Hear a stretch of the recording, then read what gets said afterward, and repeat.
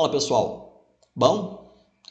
Chegamos na nossa parte da disciplina onde nós vamos tratar do dimensionamento do cabo que vai levar a energia desde lá do poste até no nosso quadro de distribuição. Como que nós vamos fazer isso nesse videozinho? Bom, nós vamos tratar isso aqui de duas formas distintas. Nós vamos considerar a norma da CEMIG, a ND 5.1, tá? A versão dela mais atualizada. E nós vamos considerar as normas do DME Poços de Caldas. Se você não é do Instituto e está do Instituto aqui do Sul de Minas, né, do campus Poços de Caldas, Poços de Caldas tem uma peculiaridade muito interessante. Nós temos uma distribuidora local, né, na própria cidade. Então, a maioria do estado de Minas Gerais, né, é atendida, né, a distribuidora que atende, que fornece energia para as residências é a CEMIG. Poços de Caldas é uma das raras exceções, né, onde nós temos um departamento municipal de eletricidade e é ele que é o responsável por essa distribuição. Então nós vamos ver esses dois casos. Se vocês saírem de Poços de Caldas, né, e permanecendo em Minas, nós vamos ter que atender as normas da CEMIG. Mas se vocês andarem um pouquinho mais para frente, passarem para o estado de São Paulo, vocês vão ter que atender as normas da distribuidora de São Paulo. Vocês vão, se for por exemplo, a Celesc, que é de Santa Catarina, tem a Enel, que está atendendo Goiás e outros estados. Tem a CPFL, que é de São Paulo, atua em São Paulo e Paraná, se eu não me engano. Então, a gente tem várias concessionárias, várias distribuidoras de energias, cada uma delas tem as suas normas de distribuição, as suas normas de fornecimento de energia, e nós temos que atender dependendo da localidade que nós estamos trabalhando. A nossa característica aqui no campus, né, no Instituto, termos essa questão de o DME ser um atendimento local para a cidade de Poços de Caldas, mas como vocês vão estar trabalhando provavelmente não só em Poços de Caldas, como em Minas como um todo, nós vamos tratar então olhando essas duas normas, certo? Bom, primeira parte que nós precisamos definir é efetivamente começar a entender o que é os termos que nós vamos utilizar. E para isso eu vou tirar essas definições lá da norma da CEMIG, que ela é semelhante na norma do DME, que são alguns trechos de ligações. Deixa eu pegar a canetinha aqui e pegar um marca-texto. A primeira trecho que eu quero definir para vocês é que eu tenho o poste A, o poste, né, esse ponto A, que é esse ponto aqui, e aí eu tenho o cabo que sai do poste da CEMIG e vai até o poste de conexão da residência, esse trecho que eu destaquei em amarelo. Então está aqui, ó, do ponto A até o ponto B. Vocês podem observar que eu atravessei a rua com esse cabo. Esse cabo, a gente chama ele de ramal de ligação. Ele também existe aqui do ponto A para o ponto B por esse poste do mesmo lado da rua. Vou destacar ele aqui também, vocês vão ver aqui, beleza? Tá? Então você tem o ramal de ligação tanto para esse caso onde o poste está do mesmo lado que a propriedade, né, que o estabelecimento, quanto você tem esse ramal onde você tem ele atravessando, cortando a via pública, né, para atender as edificações que estão do lado oposto à rede. Então a gente sempre vai ver nas normas falando a propriedade está oposta à rede, né, então tem que atravessar a rua, ou está do mesmo lado da rede. Um outro trecho que a gente vai definir deixa eu colocar uma outra cor aqui, vou pegar um azul, é o trecho que sai desse ramal de ligação e vai efetivamente descer até o medidor de energia. Você tem ele tanto aqui, nesse caso que eu estou destacando, ele é azul, que eu chamo isso aqui de ramal de entrada. E você também pode ter ele do lado de cá. Esse caso aqui, ele vai sair daqui, passar aqui por dentro e chegar aqui na caixinha do medidor, certo? Então esse trecho destacado em azul também é o ramal de entrada. E aí você vai ter também a saída da caixa de medição, né, do que a gente costuma chamar de padrão, né? Essa saída, deixa eu trocar a cor, até pegar aqui, subir, né? Aqui se for aéreo e vai até o quadro de distribuição nosso, lá dentro da residência. Isso eu vou chamar de ramal interno, né? Nesse caso nosso aqui com saída aérea, ou ele pode simplesmente sair aqui de uma forma subterrânea, né? Não está destacado aqui, mas ele poderia sair também de forma subterrânea, não necessariamente precisa ser aéreo. E aqui ele ainda destaca nessa figura, né? Ficou toda colorida aqui, o que seria a entrada de serviço. A entrada de serviço é esse trecho completo, né? Do poste até o medidor. Então, é esse que eu destaquei aqui, seria a entrada de serviço para essa propriedade que está oposta à rede. E esse trecho aqui seria a entrada de serviço para essa residência que está no mesmo lado da rede elétrica, certo? Então, temos aí algumas definições que nós vamos começar a utilizar e que faz parte, né, da descrição da norma. Os dois principais que eu destacaria seriam os ramais de ligação, ok? Outra coisa interessante é as possibilidades que a gente vai ter de ligação em si. Vocês vão ter, por exemplo, né, aqui nessa figura tem aí um pedaço de uma região, né, onde você tem destacado uma dita situação 1 do mesmo lado da rede e do lado oposto da rede, onde você vai ter a edificação longe do limite da propriedade. Então, essa casa está lá mais para dentro. Então, o padrão, né, o medidor de energia, vai estar aqui assim no muro, tá? Uma coisa que as duas normas especificam, tanto da CEMIG quanto do DME, é que o padrão ele não pode ficar dentro da propriedade, ele tem que ficar no alinhamento da divisa com a rua. Tá? Então, se aqui é divisa com a rua, o teu padrão tem que estar aqui para quê? Para permitir que o leiturista vá lá, tenha acesso e faça a leitura do seu consumo. Outra situação vamos colocar aqui a situação 2, onde você tem o ramal de entrada, ele está aqui bem pertinho aqui, passa nesse caso direto na edificação. A edificação, ela própria já faz a divisa com a área pública, né? com a rua. Tá? Então isso pode acontecer tanto na situação onde você está do mesmo lado da rede, quanto do lado oposto à rede. A situação 3, ela é semelhante, né? Mas ela aqui, o padrão estaria dentro aqui da própria propriedade. Nesse caso, só é permitido para estabelecimentos comerciais, onde você tem acesso durante o expediente, né, das horas úteis, né? Durante o horário comercial, você teria acesso a esse medidor. Vale ressaltar que essa situação é sempre bom conversar primeiramente com a concessionária para ver se vai ter a liberação mesmo da situação, se vai poder fazer essa conexão. E, por fim, é uma situação menos agradável, é a distância, se por acaso a tua propriedade se encontra uma distância superior a 30 metros do último poste da rede, onde ela vai ter que ampliar a rede para ver se consegue efetivamente atender essa nova propriedade. Tá? Isso aqui, no caso aqui, está aqui procurar a CEMIG ou procurar o DME. De qualquer forma, vocês vão ter que entrar em contato com a concessionária para ver o que pode ser feito. Tá? Esse custo vai ser calculado, né? Essa expansão de rede vai ser calculada e vai ter que ser informado para o cliente e ver em qual prazo isso pode acontecer. Tá? Outra questão é a definição importante do ponto de entrega, aonde deixa ser responsabilidade da concessionária e onde começa a ser responsabilidade do cliente. Bom, esse ponto, é o que a gente chama de ponto de entrega, é justamente o local até onde o DME ou a CEMIG vai falar assim, ó, daqui para frente o problema é seu, é daqui para frente os custos é por sua conta.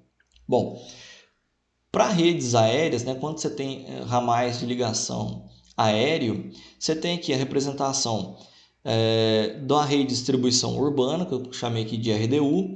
Você pode ter uma rede de distribuição rural. Tá? Se é aéreo, Normalmente o ponto de entrega é no pontalete, tá? Nesse postezinho onde está instalado o seu padrão de medição, tá? Então, esse ramal, que é o ramal de ligação, esse cabo aqui, quem instala é a concessionária, tá? Do ponto de entrega para frente é por conta do proprietário do local, do cliente nosso, tá? Mesma coisa que vocês podem observar, se for rural também é a mesma coisa a partir do ponto de conexão com o medidor. Temos aqui um outro exemplo, né? O que vocês vão ver que a diferença é, esse caso aqui, o padrão está fazendo divisa com a propriedade. Nesse caso dessa figura, o padrão ele está fixado na própria edificação. Aqui ele é semelhante àquela primeira figura, o padrão está na mureta que faz a divisa com a rua. A única diferença que ele quis salientar aqui é que a saída desse padrão ela é aérea, né, e depois vai para a edificação. Em todos eles vocês podem verificar que o ponto de entrega está no pontalete, aonde está instalado o medidor. Tá? Então não tem muito segredo. Complica é quando você tem ramal de ligação subterrâneo. Você tem o poste, tá aqui a rede de distribuição urbana aérea, tá? E aí você não quer que o fio passa, né, pelo ar, fazendo aquele varalzinho comum que a gente tem. Você quer que ele venha embutido, né, pelo solo, escondidinho. Então você vai ter a tubulação fixa aqui no poste. Quando isso acontece, são duas opções. Normalmente a concessionária vai te entregar isso lá no poste. Então todo o cabo saindo do poste, inclusive a tubulação, tá? Passando, chegando até no padrão de medição, é de responsabilidade do cliente. A CEMIG até 2000 e alguma coisa, 2009, se eu não me engano, ela ainda aceitava fazer a transposição de rua, tá? Cortar o asfalto, passar a tubulação, ela aceitava que isso fosse feito. Hoje ela já não aceita, ela aceita ramal de ligação subterrâneo, mas sobre algumas condições. Tá? E o DME também tem as condições dele. Quais são as condições? Bom, vamos dar uma olhadinha na norma para poder ver quais são as condições. Esse aqui é um extrato da norma do DME. Então, lá no item 18.3, ele trata do ramal de ligação urbano. O que ele fala? Ele fala que o ramal de ligação subterrâneo só vai ser efetuado nos casos onde não for possível atender por ramal de ligação aéreo. Então, não é só assim, vai ser colocado por ramal subterrâneo. Não, a preferência, a regra é ir pelo aéreo. Se ele não querer fazer ligação aérea, beleza, ele vai pedir, exigir que seja subterrâneo. Beleza, nesse caso, todos os custos passam a ser dele, ok? Uma característica interessante de Poços de Caldas é que tem a rede subterrânea ali no centro da cidade. Bom, essa norma que nós estamos tratando, ela não cobre aquela ligação central da cidade, tá? Tem uma norma específica para tratar como que são feitas as ligações no centro da cidade, que tem a rede toda subterrânea, tá? É isso que está destacando aqui. Normalmente a gente vai lá e entra em contato com a própria concessionária, com a própria DME, para poder ver quais são os pontos de acesso que nós temos ali na região central de Poços de Caldas, ok? Tá, e a CEMIG? Bom, a CEMIG ela também vai trazer as condições. A CEMIG ela é ainda mais criteriosa. A regra dela é aéreo, tá?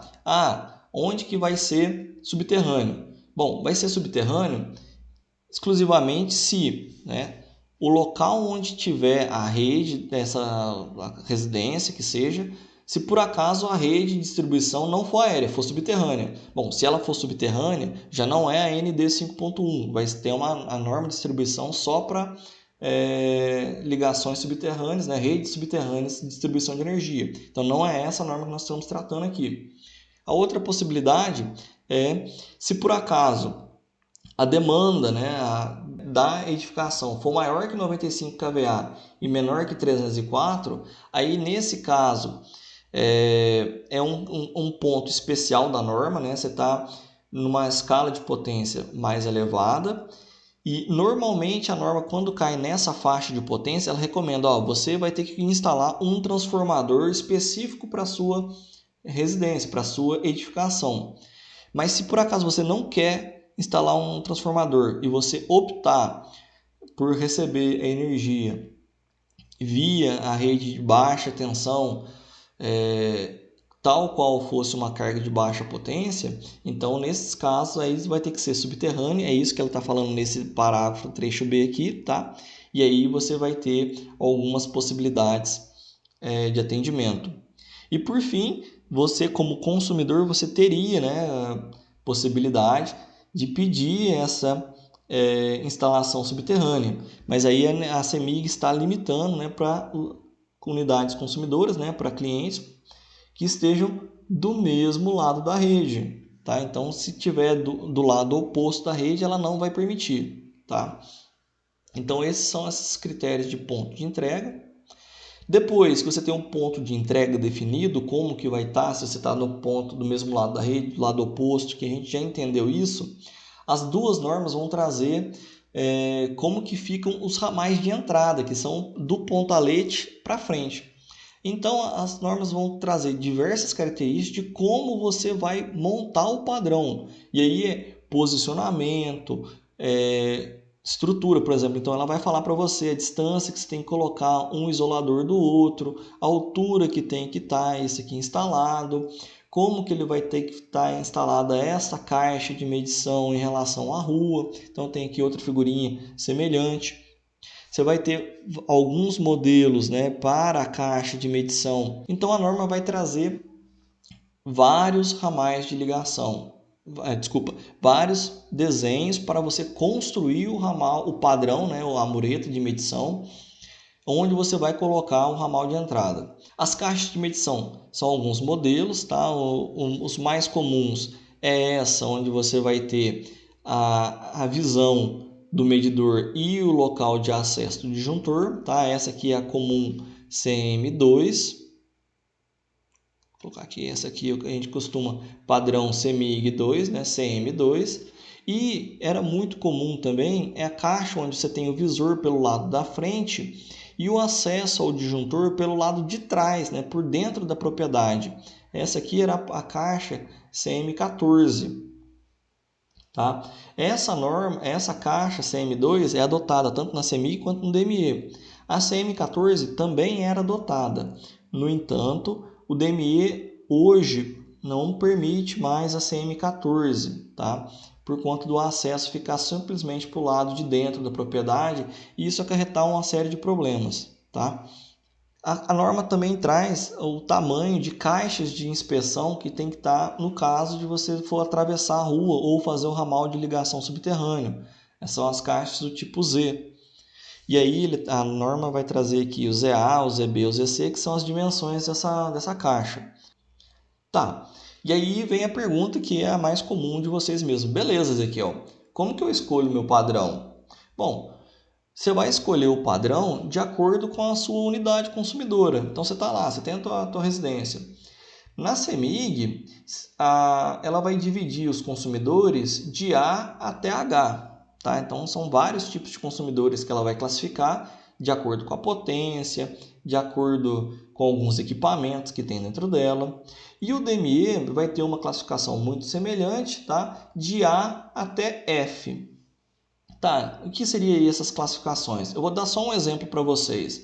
Tá? A CEMIG, o tipo B, é um fornecimento de energia que vai ter 3 fios, ou seja, 2 condutores fases e um neutro.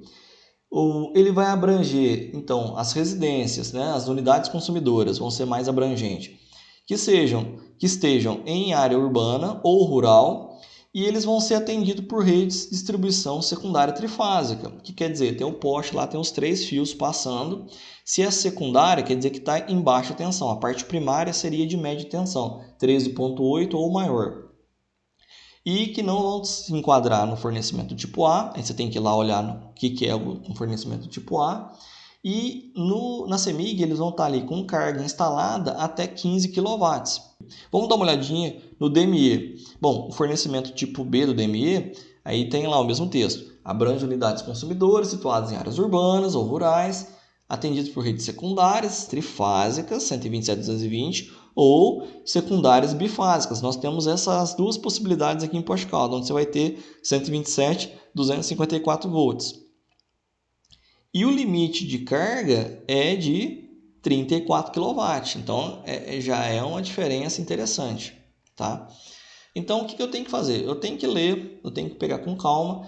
Eu não vou ficar detalhando aqui para vocês de cada tipo de consumidor, mas é só para vocês verem que tem algumas diferenças e essas diferenças vão influenciar na hora da gente saber qual tipo de edificação eu tenho ou não.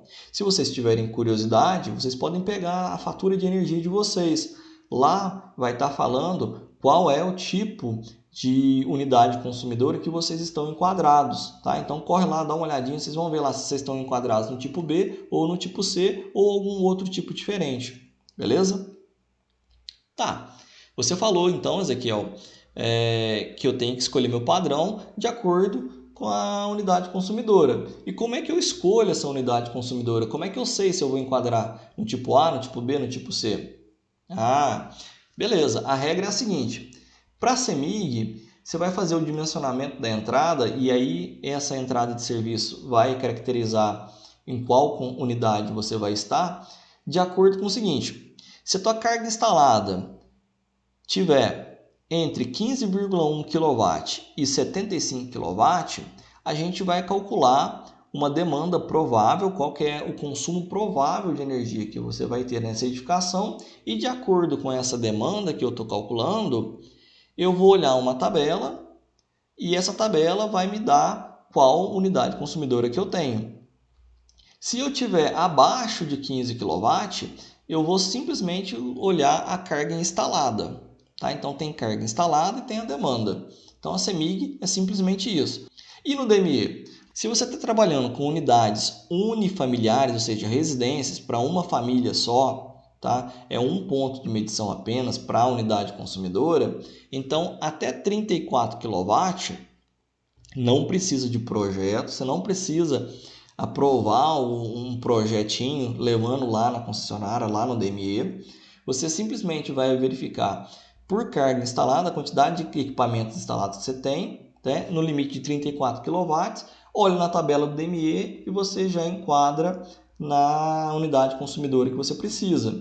Se por acaso for maior que a tua carga instalada for maior que 34 até 75, vocês têm que entregar ART simplesmente na hora que eles forem fazer a ligação lá, o pessoal vai conferir se tem essas RTs e se tem o projeto. Não precisa entregar previamente no DME. Agora, se a carga passar de 75 kW, aí não, aí a história muda um pouquinho de conversa no DME. Você tem que fazer o projeto. Antes de começar a construir, você tem que levar isso lá no DME para ver se o projeto teu vai ser aprovado e se vai ter condição de atender a sua residência, a sua edificação, certo? Isso para unidades unifamiliares. Se por acaso for unidades multifamiliares, plurifamiliar, ou seja, prédios ou condomínios, aí não, aí são residências plurifamiliar e a regra é exatamente a mesma da CEMIG, de 15,1 até 75, você vai fazer demanda, tá? Fazer o cálculo de demanda, ok? Pô, Ezequiel, mas você tá falando toda hora, o que é carga instalada? Você tá falando de demanda, falando de carga instalada. O que vem a ser isso? Calma, gafanhoto. Olha lá, carga instalada é o seguinte, carga instalada, você pega todos os equipamentos que você tem previsto na tua residência e soma. Então você vai somar iluminação, aquecimento, todos os aparelhos eletrodomésticos, ar-condicionado, motor, máquina de solda, raio-x, o que você tiver na sua residência que usa eletricidade, você vai pegar e somar a potência disso na bruta, soma tudo, tá? Isso vai ser a tua carga instalada, tá?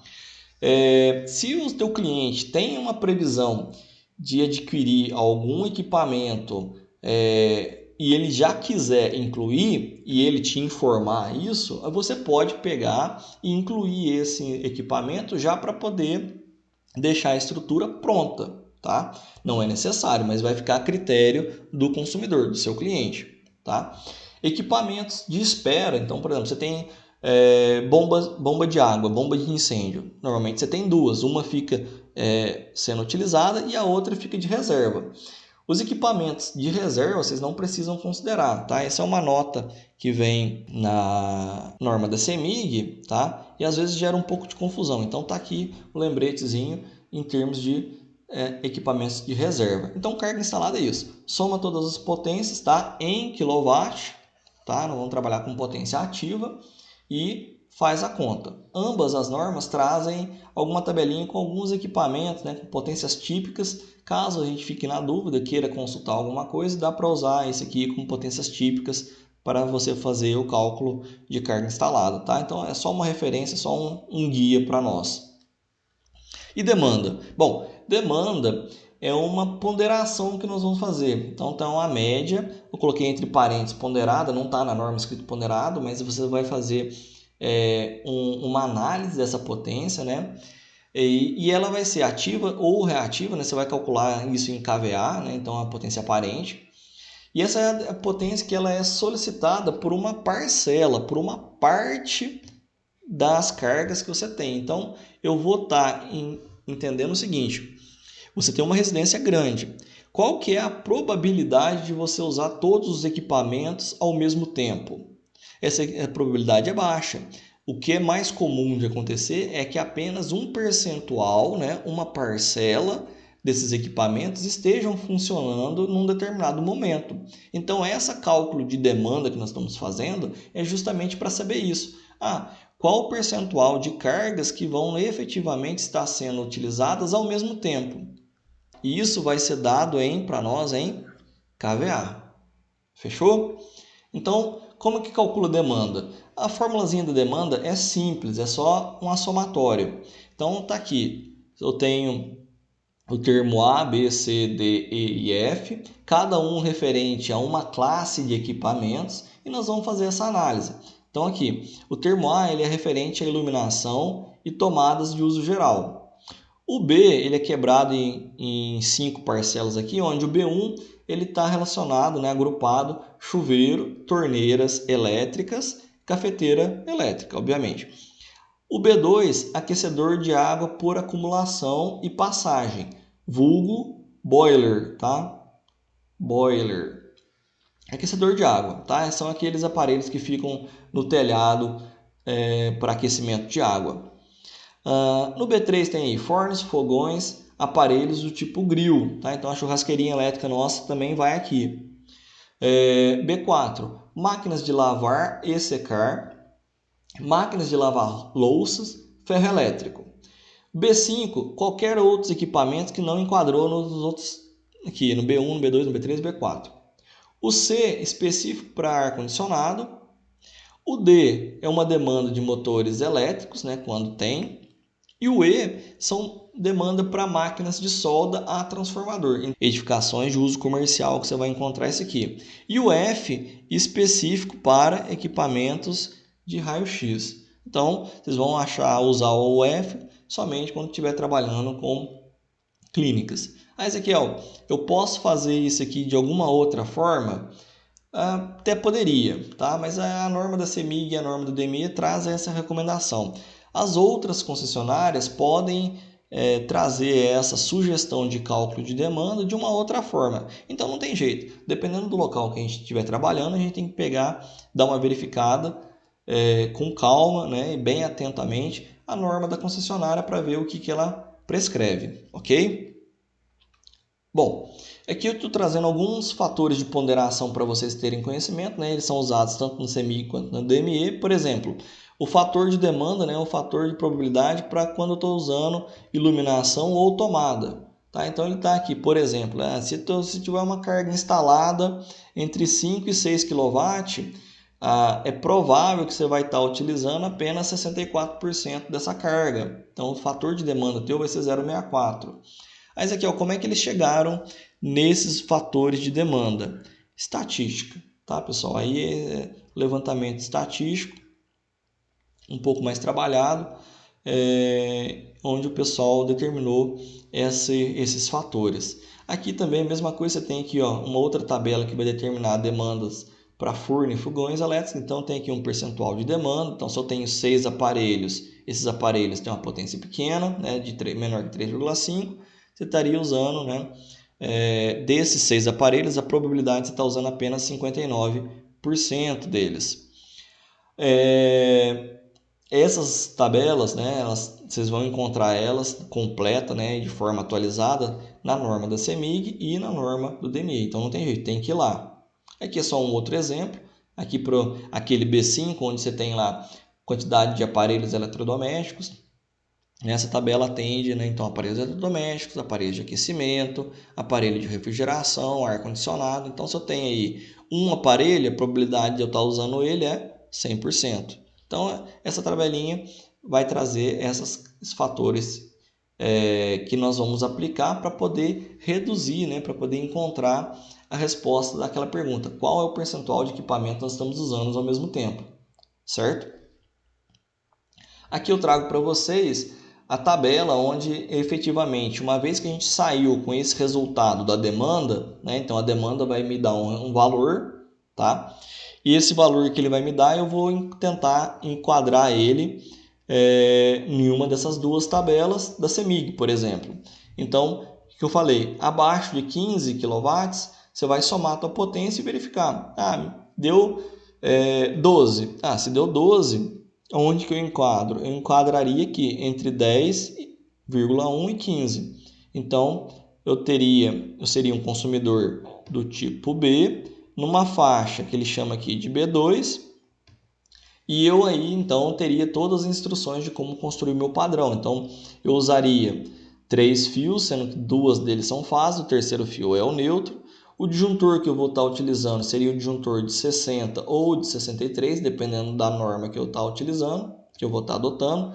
O NEMA é o preto, tá? É o disjuntor preto. O IEC é aquele disjuntor branco.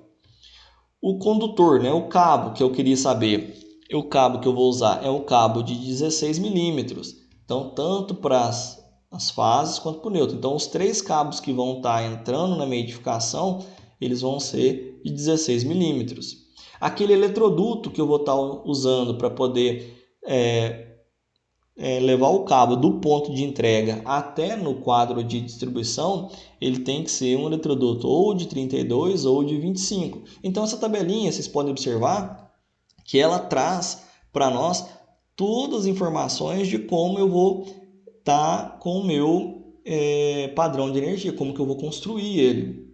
E aí ele traz, por exemplo, se a tua edificação está do lado oposto da rede, você vai ter que comprar um poste, tá? Aqui um poste, se for um poste concreto, do tipo 2. Aí na norma tem o desenho e o detalhamento do que seria um poste concreto tipo 2. Tem um desenho dele lá.